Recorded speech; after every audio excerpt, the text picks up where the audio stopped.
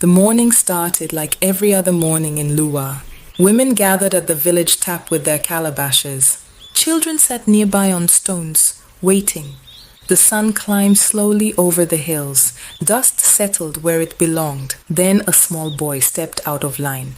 His name was Dari, 11 years old, barefoot, confident. He didn't ask permission. He didn't explain. He simply walked past the 7 people in front of him and placed his calabash under the tap. Water rushed in. Everyone saw it. Mama Kudi, first in line, opened her mouth, but no words came out.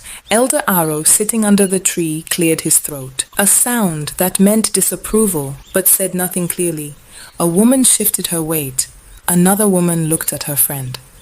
The friend looked away. Dari's calabash filled. He lifted it. Water splashed onto the ground. He turned and smiled at the line of people staring at him. That smile said, "I did it. What will you do?" Nobody pulled him back. Nobody said the word that needed to be said. Dari walked away with his water. The line shuffled forward as people filled their calabashes, as if nothing had happened, but something had happened. A rule had been broken, and it had survived. That afternoon, the story spread. At the pepper stall, men gathered in the shade. Someone mentioned what happened at the tap. "Sharp boy," one man laughed, slapping his thigh. "Just like his father, Laro," another added. "That child knows how to move." They laughed. Not the gentle laughter of amusement, the approving laughter of admiration. 3 children selling oranges nearby stopped to listen. They always listened when adults talked. This is how children learn what adults truly value. One girl whispered to her brother, "So waiting is not good?" Nobody corrected her. The women frying akara were too busy haggling. Across the village, other conversations happened. Elder Aro told his friend, "What has queuing done for us anyway? Life does not favor the slow." A mother, hearing about Dari, smiled and said, "Children these days are smarter than we were." Another parent nodded. "The world is changing. Maybe we are too traditional." By evening, everyone in Luwa had heard. Some frowned, some shrugged, some laughed.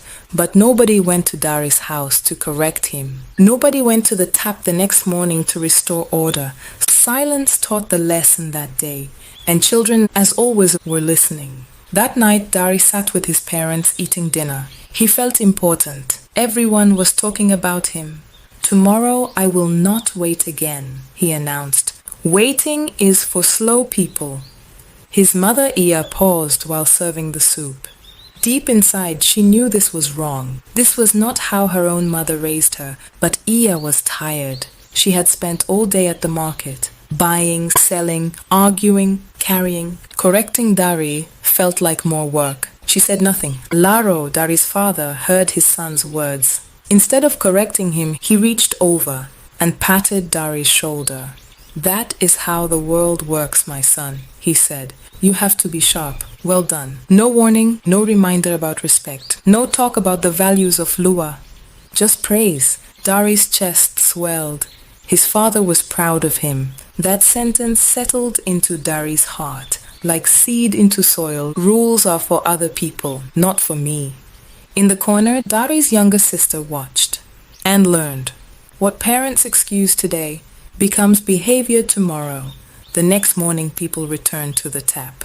Would yesterday be forgotten? Would order return? The answer came quickly. Another child stepped out of line, a girl this time. She didn't smile like Dari. She didn't look nervous. She simply watched the adults with bold eyes that dared them to stop her. They didn't. She filled her calabash and left. A few people in line shifted uncomfortably. Nobody spoke. The line moved forward. Then a third child stepped out. Then a fourth. Elder Aro sat under his tree, chewing cola nut. People expected him to speak, to restore order, to remind everyone of how things should be. Instead, he chuckled. "These children understand the world better than we do," he said, spitting red cola juice into the dust. The crowd laughed. Not everyone, but enough. That was the day waiting began to feel foolish. That was the day patience became something to be ashamed of. The line at the tap no longer felt like a place of respect. It felt like a place for people who didn't know any better. Within 2 weeks, the line stopped being a line. It became a crowd. A mass of bodies pressing forward. Elbows replaced words. Strength mattered more than arrival time. Children pushed harder than adults. They had learned faster. One morning, Mama Kudi waited her turn. She moved slowly. Her hands shook with age. A young boy pushing forward threw his elbow back carelessly. It hit Mama Kudi's pot. Hard. Crash. The pot shattered. Water and clay scattered in the dust. Mama Kudi stared down at the fragments. That pot had been her mother's mother's. It had carried water for 3 generations. Sorry, Ma, the boy muttered, not stopping. Leave it, someone said. It was an accident. Nobody helped her. Nobody offered another pot. Mama Kudi bent down slowly, alone, and gathered what she could. People stepped around her and continued pushing. Cruelty does not begin with hatred. It begins with indifference. It begins when we see harm and decide it is not our problem. Children began to repeat a new saying in Luwa. Nobody knew who said it first, but it spread like fever. Only fools wait. Adults heard it. Some frowned. Some laughed nervously. Some nodded. The old proverb of Luwa had been, patience is respect made visible. But that proverb was fading. The new proverb was winning. At the market, people stopped greeting each other properly. Good morning, Ma. How is your family? Those things took too much time. People moved too fast for pleasantries. Everyone must rush to survive, traders said. This is modern life. Waiting began to look like poverty. Patience began to look like weakness, and the tap was no longer the only place where order collapsed. It was happening everywhere. One day, a clever man had an idea. If pushing could get you ahead, what else could? He approached the rope keeper at the tap. He pulled out some money. Not much, just enough. Keep my calabash at the front tomorrow, he whispered. I have important work. I cannot waste time. The rope keeper looked at the money. He looked around. He pocketed it. The next morning, that man's calabash sat at the front of the line. Others noticed. Others asked. They learned the system. Within a week, 5 people were paying. Within a month, 15.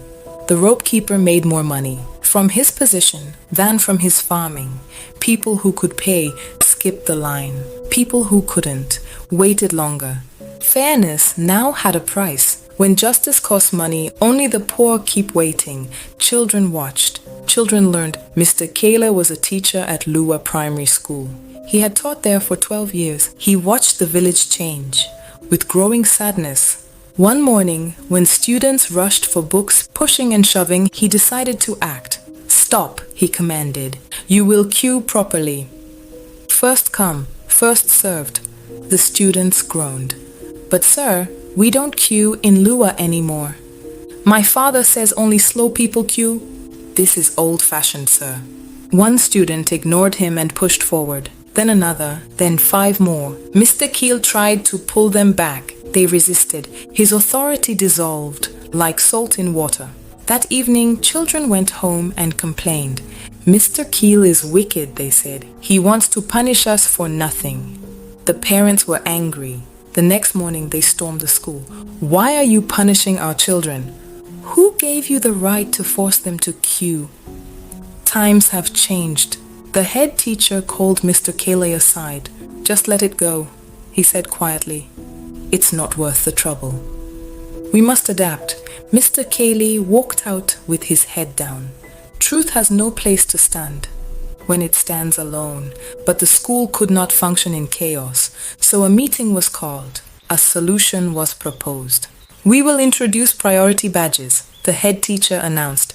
Parents who pay extra will receive badges. Badge holders may go first. There was silence. Then someone clapped. Then everyone clapped. Order returned. Lines formed again. One for badge holders, one for everyone else. No more chaos, no more fighting. Finally, parents said, discipline has been restored. But look closely. The school looked organized, but the heart of fairness was gone. Justice was no longer about what was right. It was about who could pay. When systems replace values, decay learns to wear a uniform. And the children learned, money determines your place. Not character, not effort, not need. Luwa grew. The village became a town. The badge system spread. The clinic adopted it. Most religious centers adopted it. Those who paid were seen first. The poor waited. From outside, Luwa looked successful. Inside, fairness had been renamed convenience. Equality became a memory. Years passed. Dari grew into a young man. Tall, confident, well-dressed. Being sharp had worked for him. He learned early that courage and money could move things faster than patience. And he used both. He opened a business. It did well. His house became the biggest in Luwa. His clothes were always clean, always new. People pointed him out to their children. Be like Dari, they said. That is a sharp boy who became a successful man. But while Dari rose, most people in Luwa stayed where they were.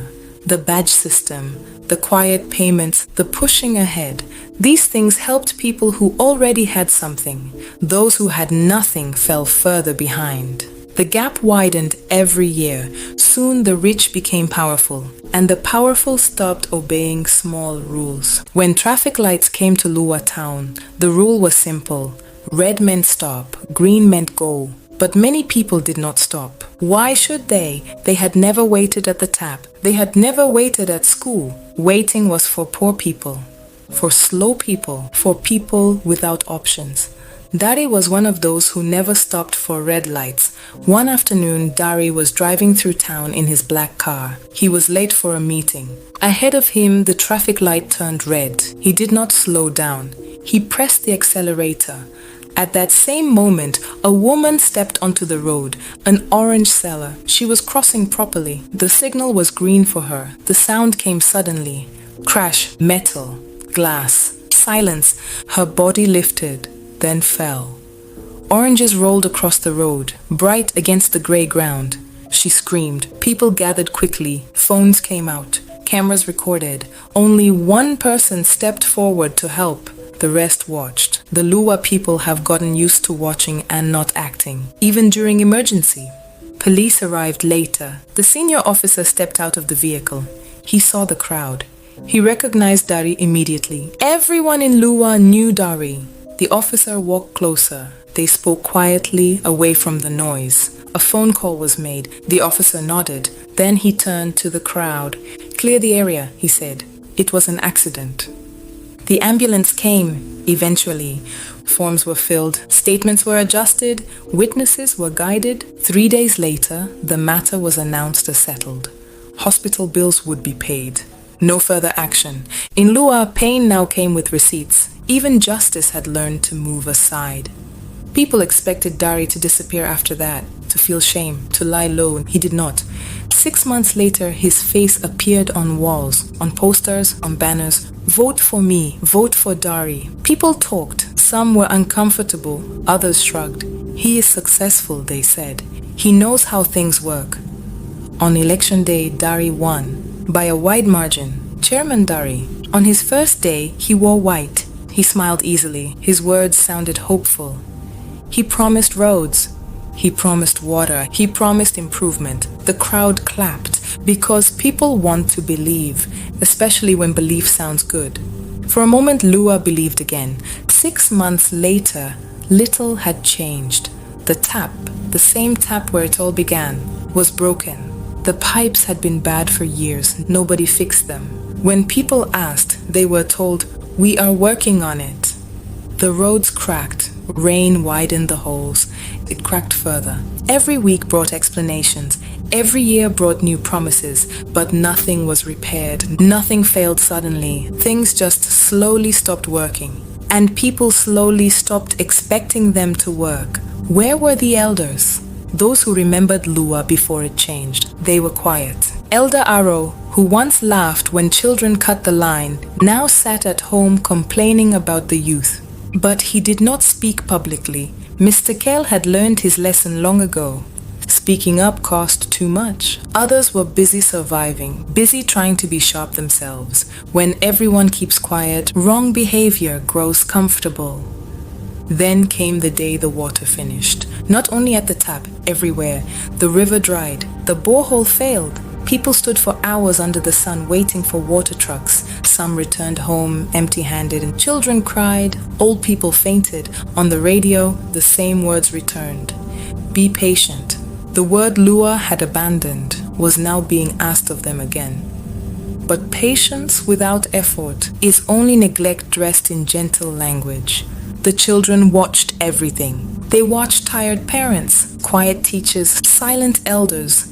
They watched cars speed through red lights while their mothers carried water, and they learned. They learned that rules bend, that promises fade, that waiting is weakness. They learned the same lesson Dari learned long ago, and they would pass it on if we do not change the story. One day people gathered in the square. Chairman Dari did not come. He sent someone else. As voices rose, an old woman stepped forward. The crowd grew quiet. Her name was Mama Imo. She was one of the oldest people in Luwa. She had lived through the slow change from village to town. She had been at the tap the day Dari broke the line.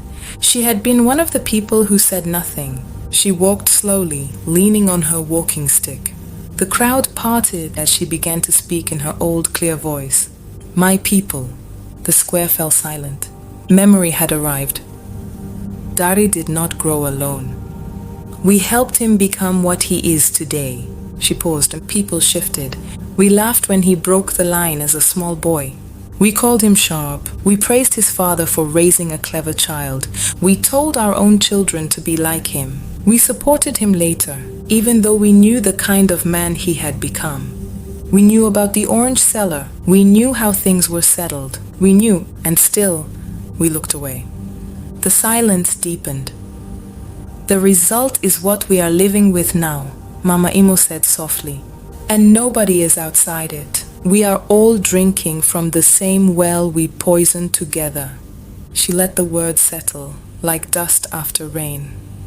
I am not here to blame only Dari, she said. I am here to blame all of us, myself included. She scanned the crowd. I was there at the tap. I saw what happened. I said nothing. I told myself, it is not my child and it is not my business. Someone else will correct him. Her voice grew firmer. But there was no someone else. There was only us, and we all stayed quiet. People began to see themselves, not as victims, but as teachers. When we laughed at cleverness that harmed others, we taught our children that cleverness is better than kindness. When we paid to skip the line, we taught them that money matters more than fairness. When we stayed silent, we taught them that silence keeps you safe. When we praised those who pushed ahead, we taught them that community does not matter, only success does. We did not fall because of one person, Mama Imo said. We fell together. Dari was only the child we trained. We can no longer wait for him to fix us.